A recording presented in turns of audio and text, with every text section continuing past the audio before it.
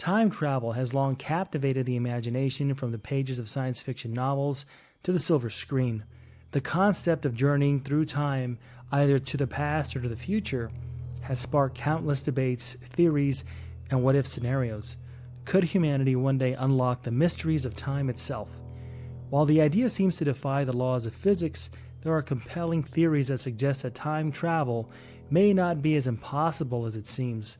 From the mind-bending physics of wormholes to the potential manipulation of space and time, science has made significant strides in understanding the nature of time itself and its potential for manipulation. So in the realm of time travel, one curious and controversial tale continues to intrigue those who love a good mystery. The story of the man who, while seemingly living in the present, claimed to have traveled from the future.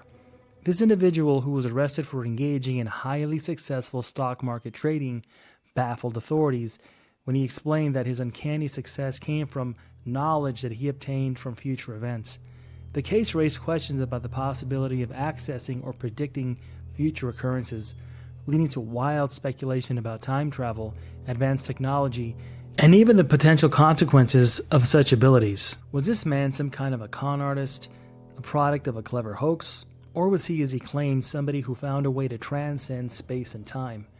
The answer, while elusive, brings to light the fascinating concept that, if time travel were possible, it could open up unimaginable possibilities, both for those who could manipulate it and for society at large, who would have to deal with the consequences of this.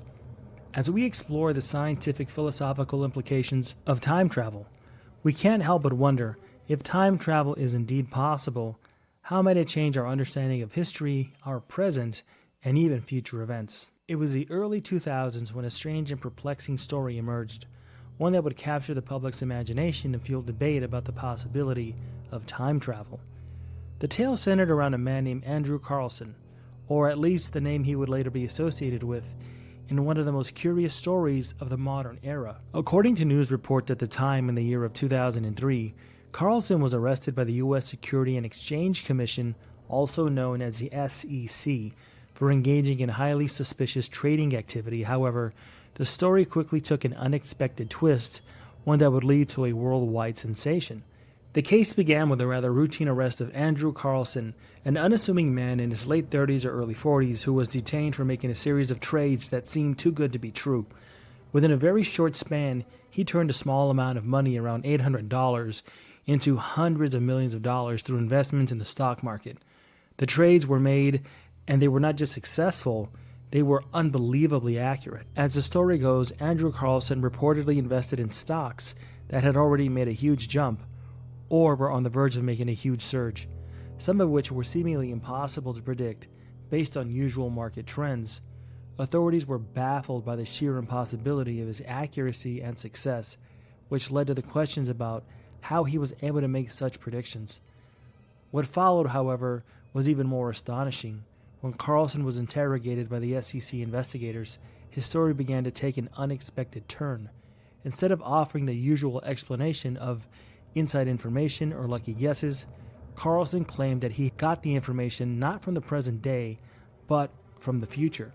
He told investigators that he was actually a time traveler, specifically from the year 2256. According to Andrew Carlssin, he traveled back to our time using a form of time travel that was in its infancy and early stages where he was from in the future. He explained that in the future, time travel was indeed scientifically possible, but it was heavily regulated and only used on specific circumstances. He alleged that he had come from the year 2256 as a part of a covert mission to test technology and make a series of investments based on his advanced knowledge of future events. Carlssin's story included remarkable details about how he avoided detection by using knowledge of upcoming market trends to make his trades. Carlssin managed to turn an initial investment of just $800 into over $350 million in his portfolio in only 2 weeks. The SEC was alarmed by this rapid and seemingly impossible rise in his wealth, promoting an intense inquiry into his background and trading activities during his interrogation, but the fact that he made a fortune in such a short amount of time left investigators grappling with how he pulled it all off. Despite the sensational nature of Carlssin's claims, the SEC continued to suspect illegal trading and fraud. The theory was that he must have had some access to privileged information, whether from some kind of an inside source or by other means. As Carlssin was taken into custody, authorities were determined to get to the answers. Their primary questions were simple.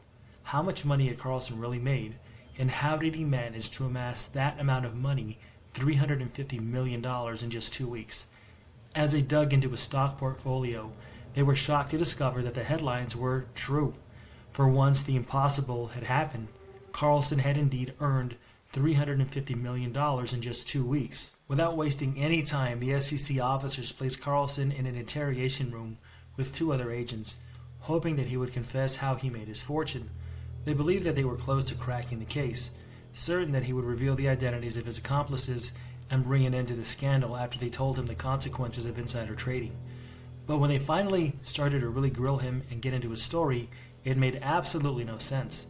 He said his only regret was being caught, and that had he been left alone, he would have continued to trade and amass billions to take back with him or stash somewhere to get in the future. Carlssin even offered them valuable information, such as cures for uncurable diseases and even the whereabouts of certain wanted individuals by the United States in exchange for his release. But as the authorities dug deeper into his background, they found something even stranger. There was no record of Andrew Carlssin anywhere. No driver's license, no social security number, no records from his past. In fact, his earliest known existence appeared to be in December of 2002, a mere few months before his arrest. Despite an exhaustive search, there was no trace of him before that, and the mystery of his identity deepened. Determined to find an answer, the SEC arranged for a hearing on April the 3rd, posting an unusual high amount for the bail, $1 million, hoping that nobody would be able to pay it. But just days later, a mysterious person or benefactor paid the bail in full, and Carlssin disappeared without a trace. The money he had earned, the man or woman who bailed him out, vanished from the public eye, leaving the world. So what really happened here? If we assume that Carlssin wasn't a time traveler, but instead used inside information to make his fortune, his success might be due to exploiting the stock market as an inside trader rather than coming from the future. Remember, the core of insider trading is gaining access to confidential or non-public information. Carlssin could have had a network of resources or executives or people with companies or a part of companies who gave him inside knowledge about upcoming mergers, acquisitions, earning reports, or other market-moving events. With this knowledge, he could have made profitable trades before the public became aware of such changes. Knowing the exact timing of market events is critical. If Carlssin had foreseen that a company was about to announce a major product launch or a merger that would significantly affect stock price, he could have bought stock in those companies ahead of time. When the news went public, the stocks would surge and he would make a massive profit by doing so. If Carlssin wasn't working alone, he may have involved a network of accomplices to help him execute trades without drawing attention to himself. They could have opened multiple brokerage accounts in different names, helping to spread out the investments and avoid any red flags. If this was true, then there would have been far more than $350 million earned that would have been made during that time. To further hide his tracks, Carlssin could have used shell companies, international accounts, or other financial channels to launder the profits from his stock trades, aside from the $350 million mentioned in the original story, and this would have made it much harder for investigators to trace the money back to him. In this scenario, while Carlssin's gain seemed extraordinary, they could have been achieved using a combination of insider information, sophisticated trading techniques, and well-executed money laundering. So even if Andrew Carlssin wasn't a time traveler, there's one undeniable fact if this is real. The SEC was bound to catch up with him eventually. Insider trading is a serious crime, and despite his elaborate methods, Carlssin's scheme would have attracted far more attention in the media. If Carlssin had been using insider information, the fact that he evaded capture for even a short amount of time would show just how well hidden some financial crimes could be. And sometimes they are. Whether he was a time traveler or simply a brilliant inside trader, his case remains one of the most intriguing I've ever heard. So at this point, we have 2 theories on the Andrew Carlssin story. And the first was that he was an inside trader. Carlssin is simply a clever and highly skilled trader who used illicit methods to profit from the stock market. And in this second theory, we have this idea that is way more fantastical and probably has more of a sci-fi edge to it, and that is that Carlssin was indeed a time traveler from the future. This theory takes us into the realm of imagination and suggests that Carlssin's vast knowledge of future events gave him what he needed in order to create his fortune in 2003. And this resulted in the ability to see or influence events because he had this future knowledge. According to this view, Carlssin may have come from the year 2256, where time travel technology had been developed and he had somehow come to the past.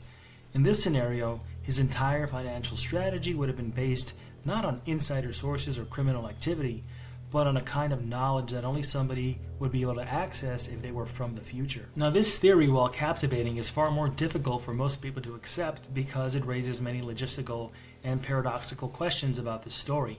If Carlssin were truly a time traveler, why would somebody from the future use such a high-risk method to make money when he could have done something completely different that was completely under the radar and gotten a lot less attention from the authorities to build his fortune?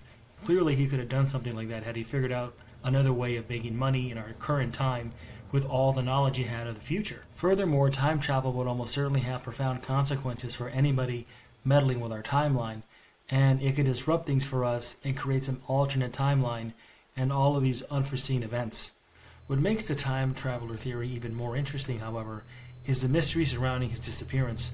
According to the original story, Carlssin was arrested and placed in police custody because of these allegations of insider trading, and this fueled a lot of speculation that perhaps the government knew something about this and hid the story purposefully. Perhaps in actuality, maybe, just maybe, he was an actual time traveler. But one of the key things you need to understand about this is that the very first article that ever came out about Andrew Carlssin, which details a record of the supposed time traveling incident, originated from something called the Weekly World News, and it's a publication known for fabricating wild, imaginative stories with a satirical edge to it. And this article was pure entertainment. Now, somehow or some way back in 2003, it was picked up by Yahoo News, and they were promoting this story, and it never really went anywhere after that. So in the end, I think this was just an honest mistake by somebody working at Yahoo News who picked up the story and thought that there was some legitimacy to it. And they ran with it, they promoted it for a while, but nobody picked it up after that because there really wasn't anything to this other than just some tabloid publication promoting something for entertainment and fun.